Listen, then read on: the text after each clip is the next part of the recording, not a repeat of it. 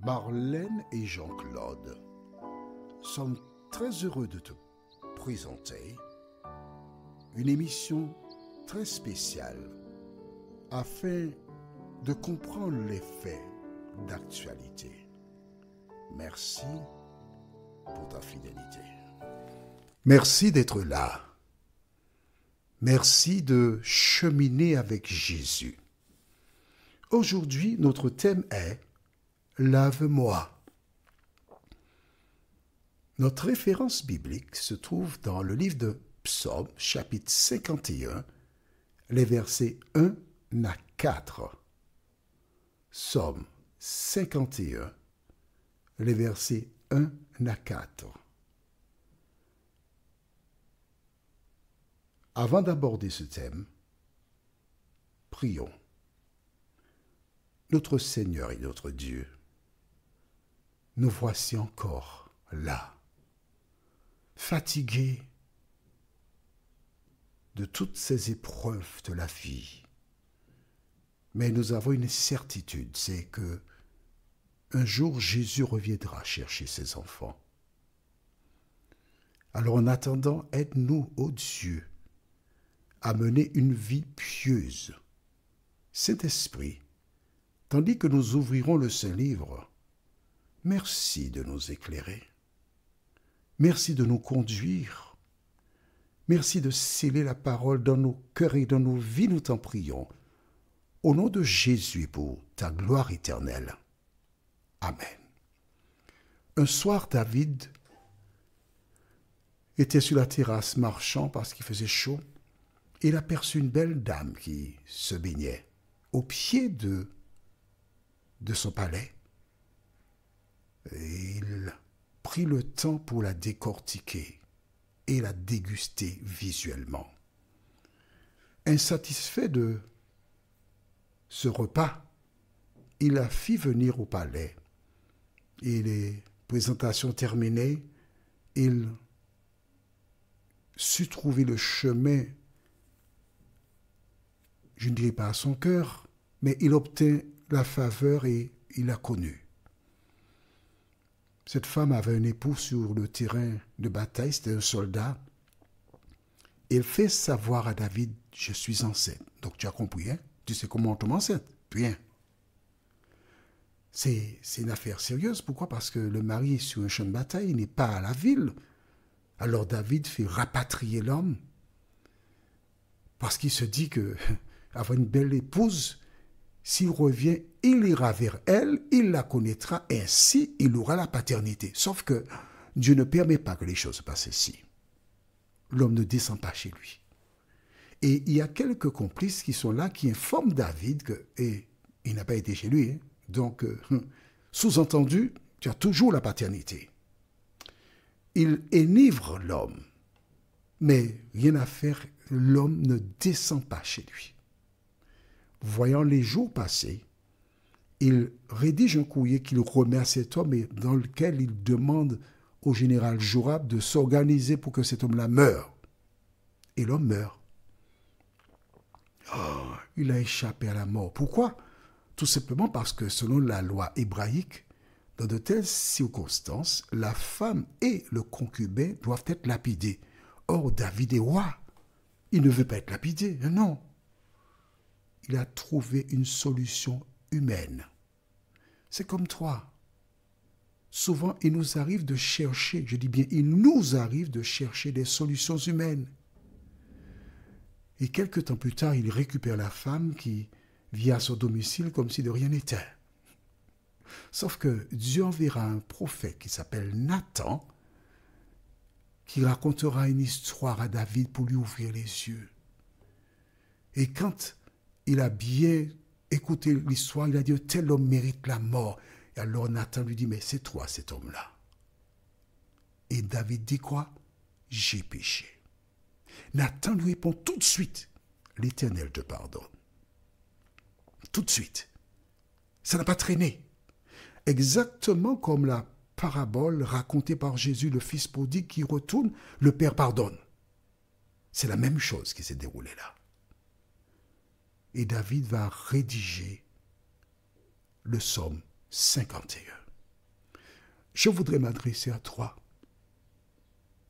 Tu as fait des choses selon les normes humaines odieuses. Tu as été loin. Tu as tué quelqu'un.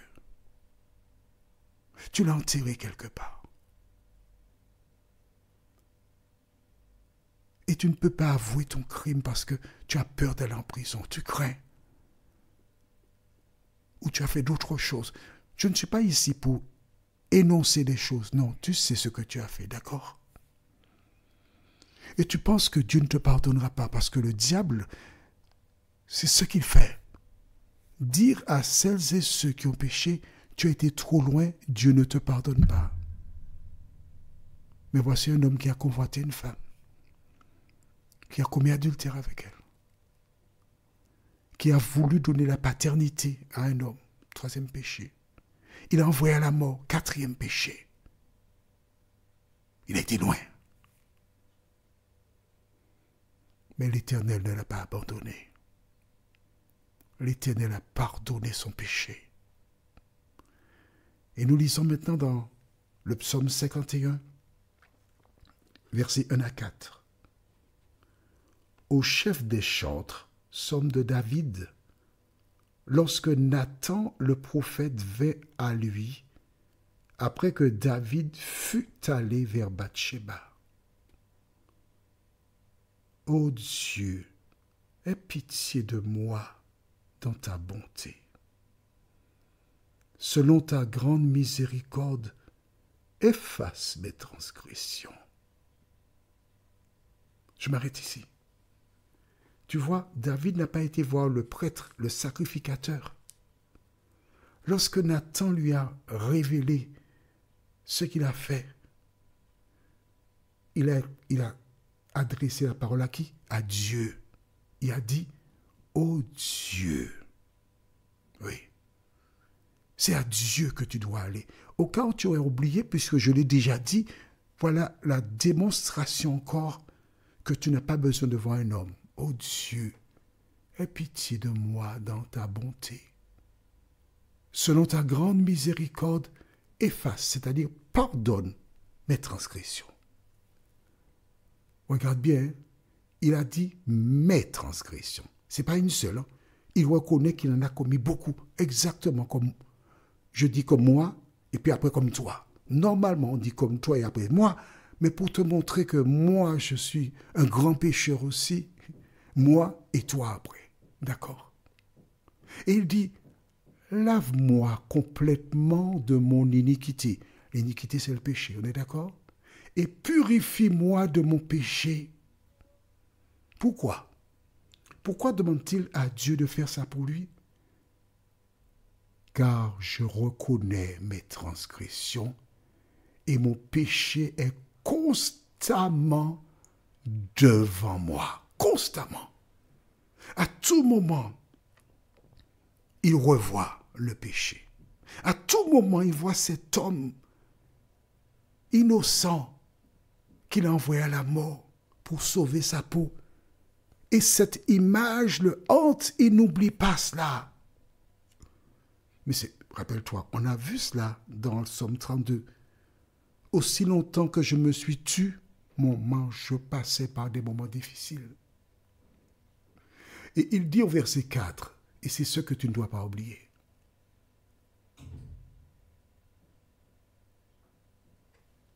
Car je reconnais, quoi? Mes transgressions. Pardon, lave-moi complètement de mon iniquité et purifie-moi de mon péché. C'est ça le verset 4. C'est tellement beau, je suis parti dans une spirale là.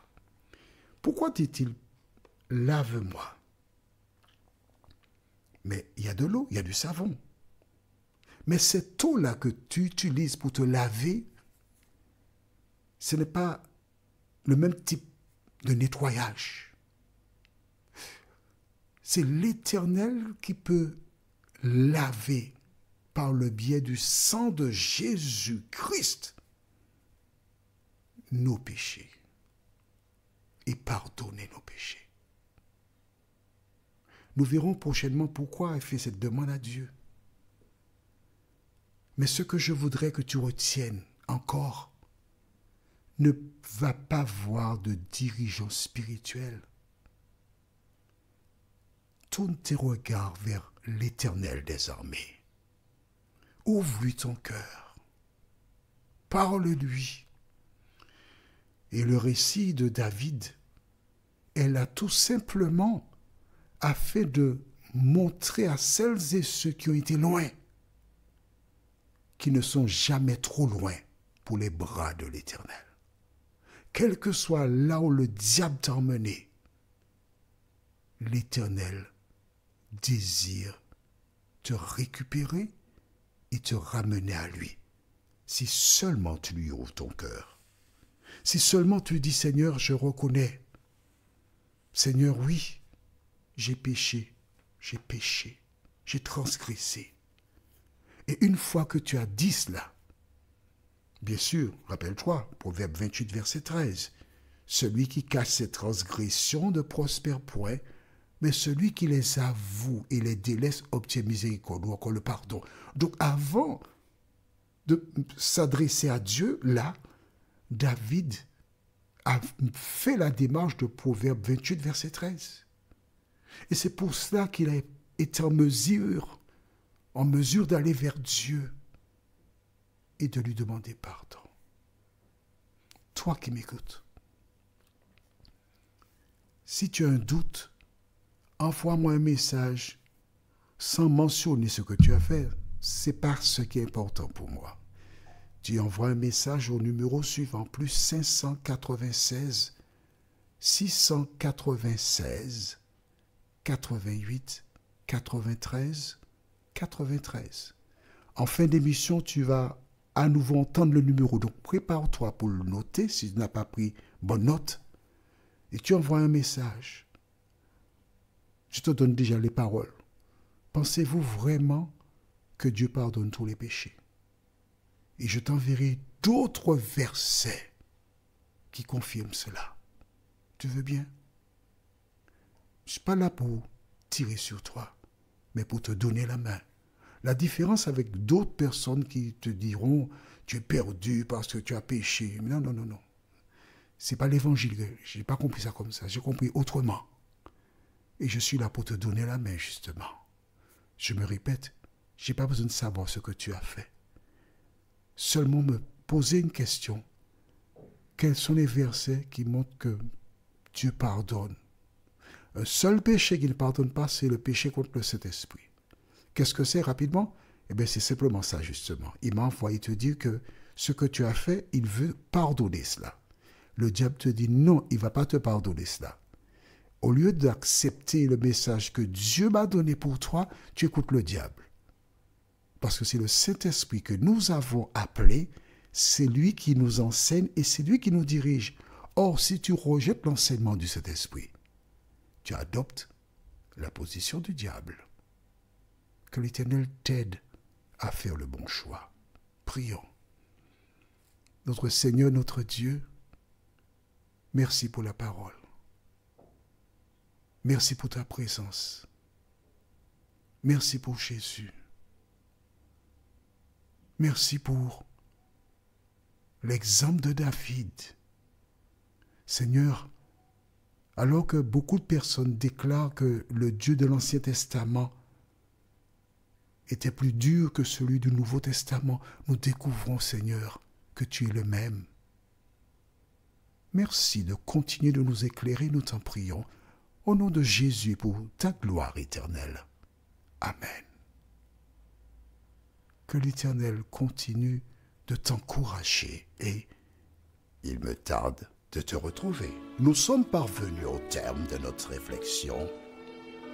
Si d'aventure tu as une question, il te suffit d'envoyer un message par le biais de WhatsApp au numéro suivant, plus 596 696 88 93 93.